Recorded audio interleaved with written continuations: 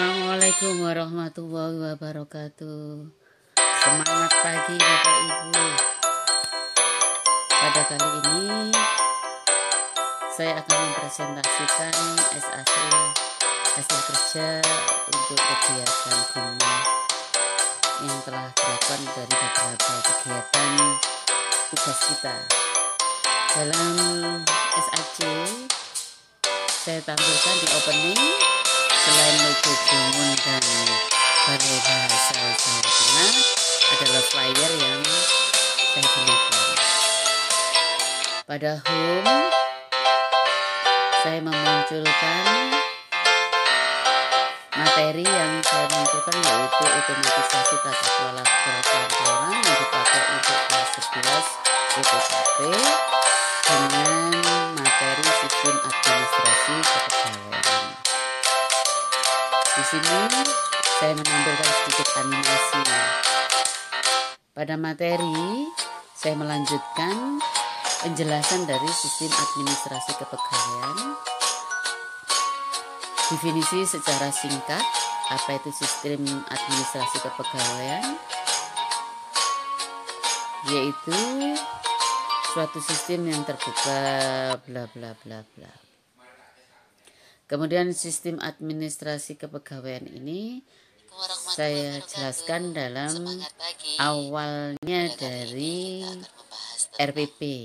Sistem administrasi kepegawaian, KD-nya yaitu menganalisis sistem administrasi kepegawaian. Yang akan kita bahas yaitu sedikit tentang apa itu sistem administrasi kepegawaian. Kemudian akan dikenalkan bentuk-bentuk sistem administrasi kepegawaian sebagai upaya kita bisa menganalisis bentuk sistem administrasi kepegawaian untuk pembatasan materi. Pada bentuk-bentuk sistem administrasi kepegawaian yang kita bahas hanya macam-macam sistem kepegawaian negara dan sistem pengangkatan pegawai secara umum. Ayo kita ikuti materi kali ini. Semangat pagi.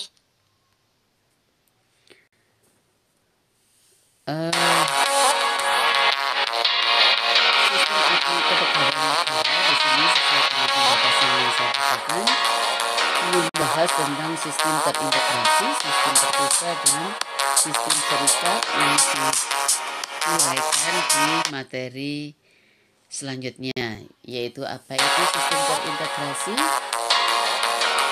Sistem kepegawaian di mana manajemen kepegawaian mulai rekrutmen, penempatan, pengembangan, penilaian sampai penggajian pensiun ditentukan oleh pusat. Sistem terpisah yaitu sistem kepegawaian di mana manajemen mulai rekrutmen sampai penggajian dan pensiun dilakukan oleh masing-masing daerah. Sistem serikat di mana manajemen kepegawaian dilakukan oleh suatu lembaga tingkat nasional yang khusus dibentuk untuk keperluan itu.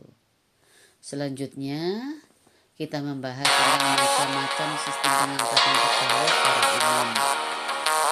Nepotisme, patronage, spoil, merit, dan pemberi. Apa itu nepotisme? Spoil system. Spoil system pengangkatan pegawai berdasarkan keanggotaan partai. Jabatan-jabatan penting dalam organisasi diberikan oleh pejabat yang berwenang mengangkat pegawai kepada teman-teman separtai. Nepotisme, pengangkatan pegawai didasarkan atas hubungan keluarga termasuk saudara dan teman dekat.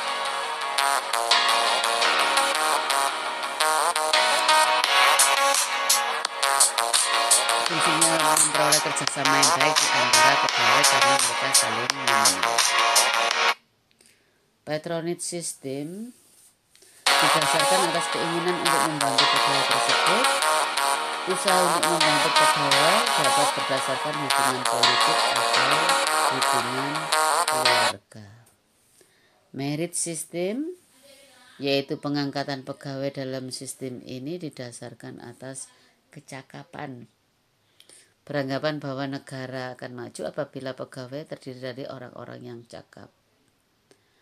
Oleh karena itu pegawai perlu diberikan pendidikan pelatihan untuk peningkatan efisiensi kerja.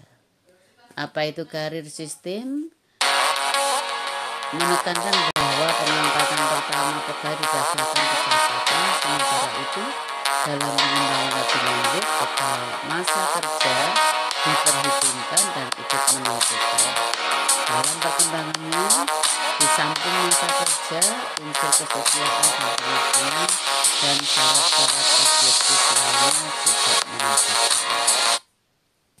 Sumber yang saya peroleh untuk materi kali ini dan dilanjutkan dengan kegiatan diskusi. Pak Wafi adalah seorang pengusaha tekstil yang sedang berkembang. Tekstil diproduksi oleh perusahaan adalah kain dengan corak tradisional dan kain yang dibuat oleh tangan. Tahun ini Pak Wafi akan merekrut tenaga kerja yang akan bekerja di bagian perkantoran. Beliau ingin memberi citra bahwa perusahaan yang ia bangun tidak dengan KKN, agar makin banyak pencari kerja yang andal bekerja di perusahaannya dan orang-orang percaya dengan kemampuan perusahaannya. Cara seperti apa yang sebaiknya dilakukan oleh Pak Wafi.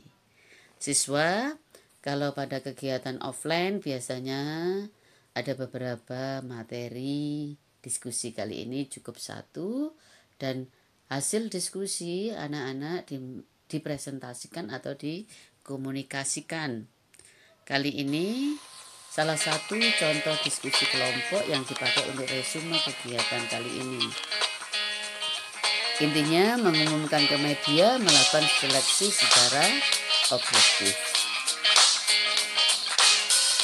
Mengumumkan ke media otomatis akan mendapatkan orang yang kompeten yang lebih banyak. Seleksi dilakukan secara objektif, baik eksternal maupun internal, dengan adanya standar yang diberlakukan tanpa adanya melibatkan perasaan pada proses seleksi.